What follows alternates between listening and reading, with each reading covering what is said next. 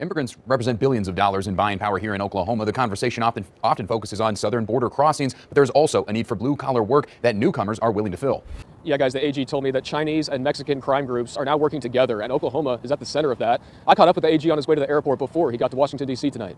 This case claims more than 5.5 million immigrants have been released back into the U.S. since Biden took office in 2021. AG Gentner Drummond said today, quote, "This catch and release immigration policy is worse than irresponsible. It is shameful and presents a serious threat to public safety." Refugees who escaped the Taliban and settled here in Oklahoma City are facing some new problems. They were welcome here by the governor and others, but they've been assaulted, and now some having trouble finding affordable places to live. Also new this evening, a staggering number of Oklahomans are waiting to get into public or Section 8 housing. In the meantime, shelters can't do much to help as they're already jam-packed.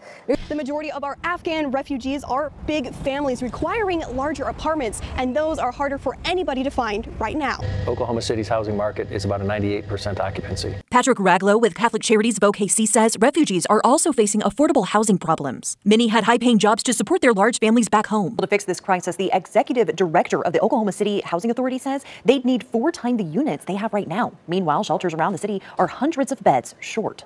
So we have not done enough as a city and as a state in our affordable housing. Catholic Charities says there simply isn't enough housing to go around. 1,000 Afghan refugees fled to Oklahoma City last September. Today, 150 refugees are still living in hotels. Oklahoma Policy Institute says immigrants work in housekeeping and maintenance, nursing, and other healthcare positions, jobs that are often in need of workers. NewAmericanEconomy.org says immigrant spending power in Oklahoma is $5.3 billion.